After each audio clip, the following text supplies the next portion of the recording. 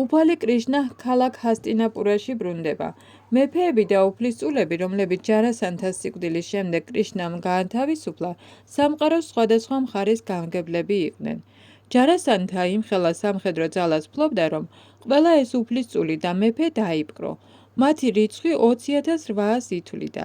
ისინი ჩაამწვდიეს გამოქვაბულში, რომელიც საგანგებოდ იყო ციხე-სიმაგრედ ნაგები და დიდი ხნის განმავლობაში ჰყავდათ იმ ყოფაში. როდესაც უფალი კრიშნას წყალობით მათ თავისუფლება მოიპოვეს, უბედურად გამოიყურებოდნენ, ღარიბულად ეცდათ და მოვლელობისგან სახეები გამოშრობოდათ. შიმშილისგან დასუსტებულებს სახის სილამაზე და ბრწყინვალება დაჰკარგოდათ. ხანგრძლივი ტყვეობის შედეგად მეფეებს მთელი სხეული მოშლოდათ და დაავადებოდათ, მაგრამ გაჭირებულ მდგომარეობაში, ტანჯვის მიუხედავად, მათ ღმრთების უზენაეს პიროვნებაზე ვიშნუზე ფიქრის შესაძლებლობა ჰქონდათ. ახლა თვალწინ ხედავდნენ უფალი კრიშნას ტრანსცენდენტულ სხეულს, რომელიც ფერით ცაზე ახლად გამოჩენილ ღრუბელს ჰგავდა. იგი მათ წინაშე გამოცხადდა მშვენიერი ყვითელ სამოსელში.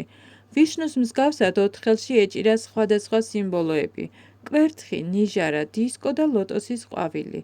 მკერდზე ოქროს ხაზები აჩნდა და ძუძუსთავები ლოტოსის ყვავილების გულებს უგავდა. თვალები ლოტოსის ფურცლებივით წაგრძელებული ჰქონდა. მისი მომღიმარი სახე კი მარადიული მშვიდობისა და აყვავების სიმბოლოს გამოვლენა იყო.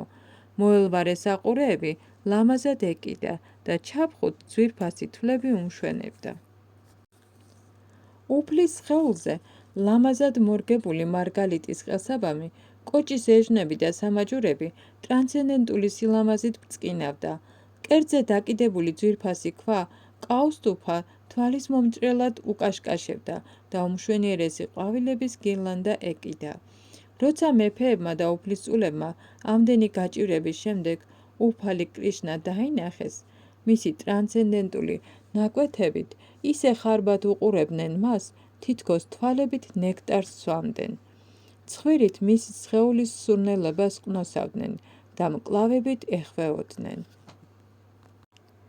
უბრალოდ იმის წყალობით, რომ ღმრთების უზენაესი პიროვნების წინაშე იდგნენ, მთელი ცოდვილიანი მოქმედებების რეაქციები ჩამოირეცხეს, ამიტომ მათ უყოყმანოდ მიანდეს თავი უფლის ლოტოსის ტერფებს. ფაგავად გიტაში ნათქვამია, რომ ვიდრე ადამიანი ყოველგვარი ცოდვილიანი მოქმედებებისგან არ განთავისუფლდება, უფლის ლოტოსის ტერფებს bis ბოლომდე მინდობას ვერ შეძლებს. უფალი კრიშნას მნახველმა უფლისწულებმა დაივიწყეს მთელი წარსული ვარამი. ხელებდაკრეფილებმა დიდი ერთგულებით აღავლინეს ლოცვები უფალი კრიშნასადმი. ძვირფასო უფალო, ო ღმრთების უზენაესო პიროვნებავ, ბატონო ყველა ნახევარღმერთისა, შენ უმალვე შეგიძლია, ყველა შენს ერთგულს ტკივილები უმალვე მოაშორო, ვინაიდან შენი ერთგულები მთლიანად არიან შენზე მონდობილნი. ო ძვირფასო უფალო კრიშნა, ო ტრანსცენდენტული ნეტარებისა და ცოდნის მარადიულო ღვთაებავ, შენ უკვდავი ხარ და ჩვენ მოწიწებულ თაყვანს ვცემთ შენს ლოტოსის ტერფებს. სწორედ შენმა უმიზეზო წყალობამ გვიხსნა ჯარასანთას ტყვეობისგან, მაგრამ ახლა გევედრებით, მატერიალური ყოფიერების ილუზორული ენერგიის ტყვეობისგან გაგვათავისუფლე. გთხოვ, შეაჩერე ჩვენი განმეორებადი დაბადება სიკვდილი. ჩვენ ახლა საკმარისი გამოცდილება გვაქვს გაჭირვებული მატერიალური ყოფიერებისა, რომელშიდაც მთლიანად ჩაძირულები ვართ და გამოვცადეთ რა მისი სიმწარე, შენს ლოტოსის ტერფებთან მოვედით, თავის შესაფარებლად. ძვირფასო უფალო, ო დემონ მათუს მკვლელო, ჩვენ ახლა ცხადად ვხედავთ, რომ ჯარასანთას არავითარი ბრალი არ მიუძღოდა. სინამდვილეში, შენი უმიზეზო წყალობით დავკარგეთ ჩვენი სამეფოები, რადგან ძალიან ვამაყობდით და თავს მმართველებად და მეფეებად ვთვლიდით. მმართველს ან მეფეს, რომელიც სრულ პრესტიჟითა და ძალაუფლებით ყოყოჩდება, თავისი ჭეშმარიტი ვინაობისა და მარადიული სიცოცხლის გაგების არავითარი შესაძლებლობა არ აქვს. შენი ილუზორული ენერგიის გავლენით ამგვარი სულელი, ეგროთ წოდებული მმართველი ან მეფე უსაფუძვლოდ ამაყდება თავისი მდგომარეობით, მსგავსად იმისა, ვისაც უდაბნოს მირაჟი წყალსაცავი ჰგონია. სულელები ფიქრობენ, რომ მათი მატერიალური ქონება გაუწევთ მფარველობას. გრძნობათა დაკმაყოფილებით დაკავებულებს არასწორად მიაჩნიათ, რომ ეს მატერიალური სამყარო მარადიული განცხრომის ადგილია. ოუფალო, ოღმრთების უზენაესო პიროვნებავ, უნდა ვაღიაროთ, რომ აქამდე გაყოჩებული ვიყავით ჩვენი მატერიალური სიმდიდრით. იმის გამო, რომ შურიანები ვიყავით და ერთმანეთის დაპყრობა გვსურდა, ყველანი უმაღლესი ხელისუფლებისათვის ვიბრძოდით, თუნდაც მრავალი მოქალაქის სიცოცხლის ფასად. ესაა პოლიტიკური ძალაუფლების დაავადება. როგორც კი მეფე ან ერი მატერიალურად მდიდრდება, მას სამხედრო აგრესიით სხვა ერებზე გაბატონების სურვილი იპყრობს. მსგავსად ამისა, ვაჭრებს გარკვეული სახის ბიზნესის მონოპოლიზაცია და სხვა ვაჭართა ჯგუფებზე ბატონობა უნდათ. ყალბი პრესტიჟით დეგრადირებული და მატერიალური ფუფუნებით დაბრმავებულ ადამიანთა საზოგადოებას კრიშნა ცნობიერებისგან სწრაფვის ნაცვლად არეულობა შემოაქვს და მშვიდობიან ცხოვრებას სპობს. ამრიგად ადამიანებს ავიწყდებათ სიცოცხლის ჭეშმარიტი დანიშნულება, უფალი ვიშნუს, ღმრთების უზენაესი პიროვნების მადლის მოპოვება. მეფეები განაგრძობდნენ, ოუფალო, უბრალოდ პოლიტიკური ჟინის გამო ჩვენ საზისხარ საქმეებს ჩავდიოდით, ვხოცავდით მოქალაქეებს და ვაცდუნებდით მათ, რათა საჭიროების გარეშე დახოცილიყვნენ. ჩვენ არ გვესმოდა, რომ დაუნდობელი სიკვდილის სახით შენი მეუფება მუდამ წინ გვიდგას. ჩვენი სისულელე იმდენად დიდი იყო, რომ სხვათა სიკვდილის მიზეზი გავხდით. საკუთარი გარდაუვალი აღსასრული კი დაგვიწყნოდა. მაგრამ ძვირფასო უფალო, დროის ელემენტის, შენი წარმომადგენლის სამაგიეროს მართლაც ვერავინ გაექცევა. დროის ელემენტი ისე ძლიერია, რომ მის გავლენას თავს ვერავინ დააღწევს. ამიტომაც მივიღეთ ჩვენი საშინელი მოქმედებების ნაყოფი და ახლა ყოველგვარ სიმდიდრეს მოკლებულნი მათხოვრებივით ვდგავართ შენს წინაშე. ჩვენ ამ მდგომარეობაში შენი უმიზეზო, წმინდა წყალობით მოვხდით, რადგან ახლა გვესმის, რომ ამაო იყო ჩვენი ამპარტოვნება და რომ შენი ნებით წამში შეგვეძლო ჩვენთვის მატერიალური სიმდიდრის წართმევა. მხოლოდ შენი უმიზეზო წყალობით ძალგვიც, ახლა შენს ლოტოსის ტერფებზე ფიქრი. ესაა ჩვენი უდიდესი მონაპოვარი. ძვირფასო უფალო, ყველა მიცის, რომ სხეული ავადმყოფობათა მასაზრდოებელ ნიადაგს წარმოადგენს. ჩვენ ახლა საკმაო წლები გვაქვს განვლილი და იმის ნაცვლად, რომ სხეულის სიძლიერით ვიამაყოთ, დღითიდღე ვსუსტდებით. აწი აღარ გვაინტერესებს გრძნობათა დაკმაყოფილება ან მატერიალური სხეულით მიღებული ცრუ ბედნიერება. შენი მადლით იმ დასკვნამდე მივედით, რომ მატერიალური ბედნიერებისკენ ტოლვა უდაბნოს მირაში წყლის ძებნას გავს. ჩვენ აღარ გვაინტერესებს ჩვენი ღვთისმოსავი მოქმედებების შედეგები, როგორიცაა ზეციურ პლანეტებზე ამაღლება, დიდი მსხვერპლშეწირვების შესრულებით. ახლა გვესმის, რომ შესაძლოა ამგვარი მაღალი მატერიალური მდგომარეობის მიღწევა ძალზე მიმზიდველად ჟღერდეს, მაგრამ სინამდვილეში ამ მატერიალურ სამყაროში ბედნიერება შეუძლებელია. ვევედრებით შენს მეუფებას, მოიღე მადლი, იმისწავლებით თუ როგორ მივეცეთ შენი ლოტოსის ტერფების ტრანსცენდენტულ სამსახურს, რომ არასოდეს დავივიწყოთ მარადიული ურთიერთობა შენს მეუფებასთან. ჩვენ არ გვსურს მატერიალური ყოფიერების მარწუხებისგან განთავისუფლება. შენი ნებით შეგვიძლია სიცოცხლის ნებისმიერ სახეობაში დავიბადოთ. ამას არ აქვს მნიშვნელობა. ჩვენ უბრალოდ გევედრებით, არასოდეს დავივიწყოთ შენი ლოტოსის ტერფები, რა მდგომარეობაშიც არ უნდა აღმოჩნდეთ. ძვირფასო უფალო, ჩვენ ახლა მოწიწებული თაყვანისცემით ვენდობით შენს ლოტოსის ტერფებს, რამე თუ შენ ხარ უზენაესი უფალი, ღმრთების პიროვნება, კრიშნა, ძე ვასუდევასი. შენ ახარ თითოეულის გულში მყოფი ზესული და შენ ახარ უფალი ჰარი, რომელსაც მატერიალური ყოფიერების ყოველგვარი გაჭირვების მოშორება შეუძლია. ძვირფასო უფალო, შენი სახელია გოვინდა, ყოველგვარი სიამოვნების საუნჯე. ის, ვინც გრძნობათა დაკმაყოფილებითაა დაკავებული, თავისთავად საკუთარ გრძნობებსაც იკმაყოფილებს და სწორედ ამიტომ ჰქვია გოვინდა. ძვირფასო უფალო, შენი დიდება მარადიულია, რამე თუ შენი ერთგულების გაჭირვებისათვის ბოლოს მოღება შეგიძლია, ამიტომ გევედრებით, მიგვიღე როგორც შენზე მონდობილი მსახურები.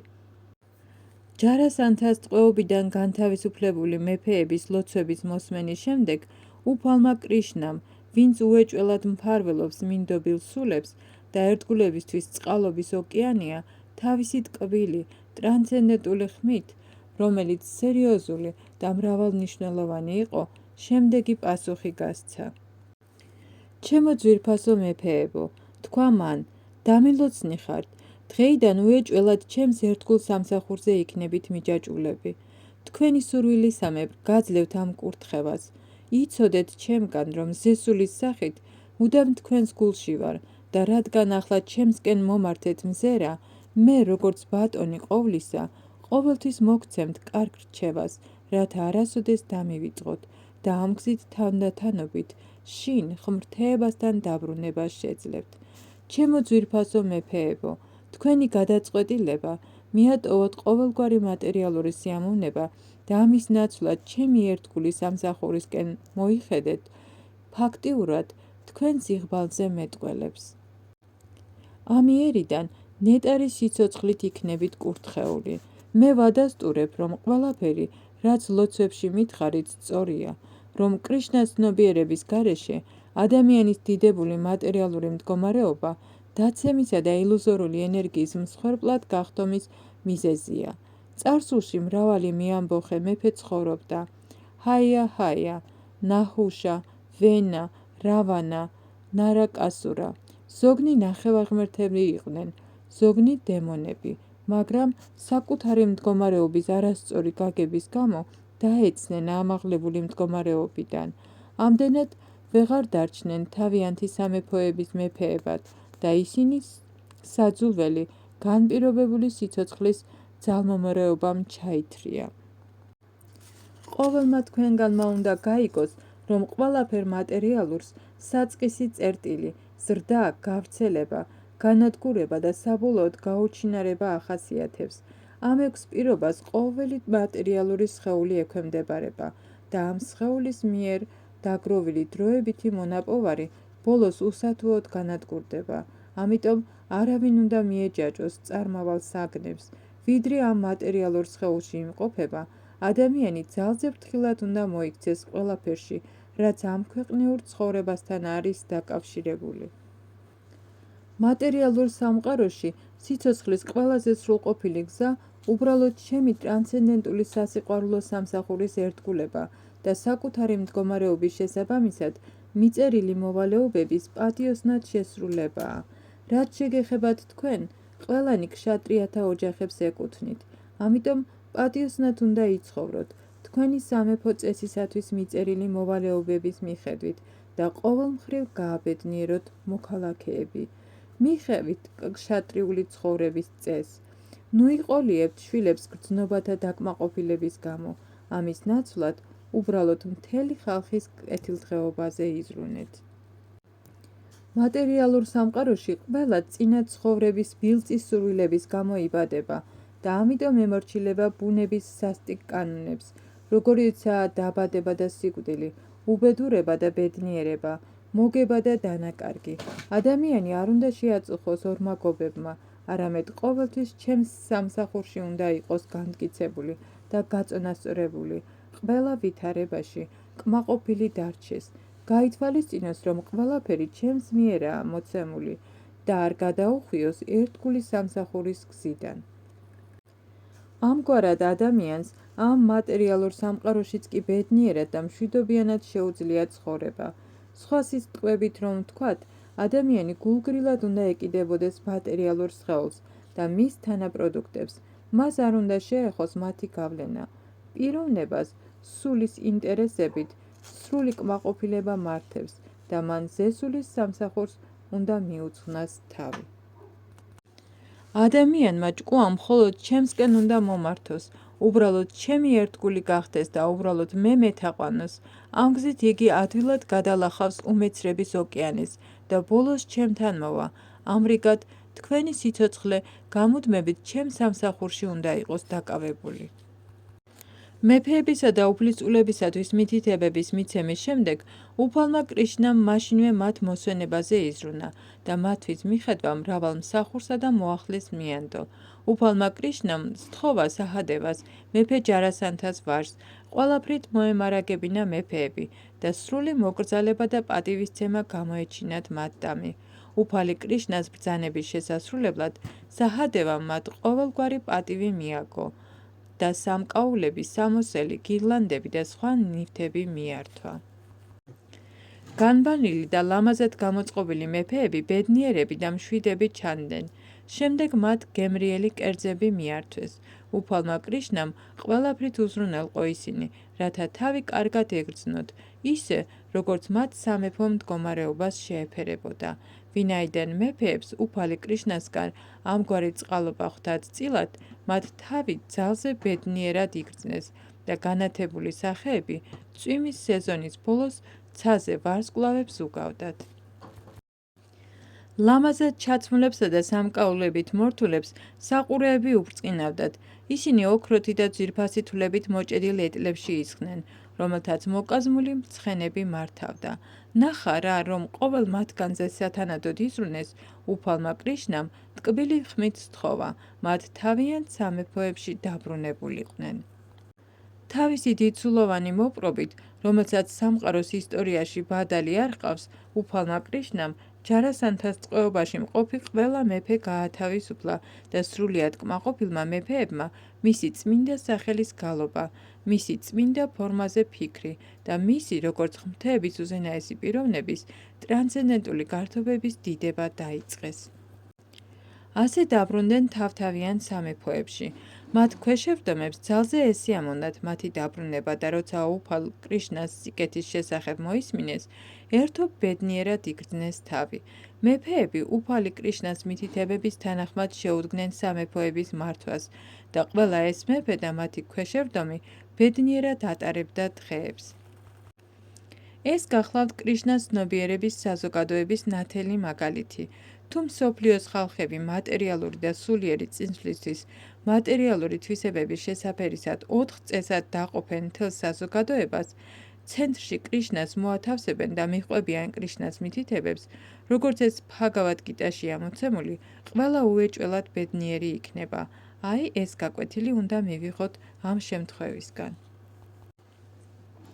ფიმას მენას მიერ ჯარასანთას განადგურებისა და საჰადევას ჯარასანთას შვილისადმი შესაფერისი პატივის მიგების შემდეგ, უფალი კრიშნა ფიმას მენასა და არჯუნას თანხლებით ქალაქ ჰასტინაპურაში დაბრუნდა.